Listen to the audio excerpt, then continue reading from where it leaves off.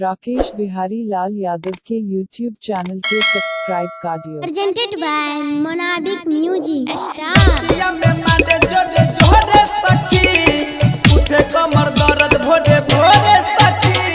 DJ Pampamraj। माँ Bhagwati recording studio Khagaria. हमर सहिया के अलगे ये स्टाइल घड़े यहाँ पे तो करे ये समाइल घड़े यहाँ पे तो करे ये समाइल। हमर सहिया के अलगे ये स्टाइल घड़े यहाँ पे तो मारे ये समाइल।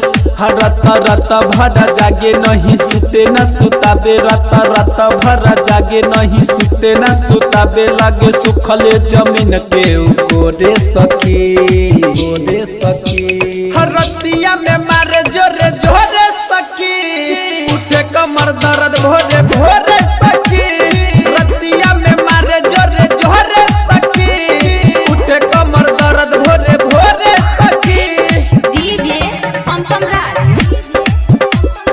हाई स्कूल चौक पुरहा मिक्स बाय बिट्टू यादव। दिनों में खोले सखी देहिया के नटगे आगा से मजा मारे पछहू पलटगे आठ के जे न दै देहिया में सटगे सैया मारे छे हमर बरियल यठगे दिनों में खोले सखी देहिया के नटगे आगा से मजा मारे पछहू पलटगे आठ के जे न दै देहिया में सटगे सैया मारे छे हमर बरियल यठगे कहैया बड़ी मजा हमर मुद्दा भेलै ताजा कहैया बड़ी मजा हमर मुद्दा भेलै ताजा तबो से जिया प हमरा न छोड़े सखी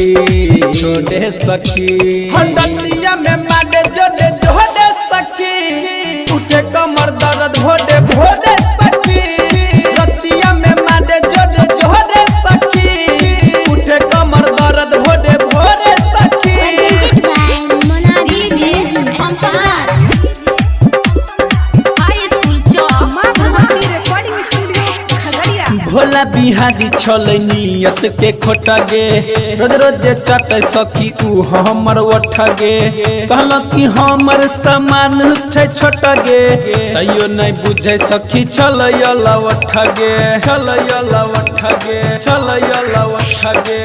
भोला बिहारी छलै नियत के खोटगे रोज रोज चटे सखी हमर ऊ ओठगे कहल कि हमर सामान छै छोटगे तैयो नहीं बुझे सखी छलैयल ओठगे कहे सूरज या सूर्या बिट्टू करे न फिक्रिया कहे सूरज या सूर्या बिट्टू करे न फिक्रिया रोज पलंगे पे लागे छे दौड़े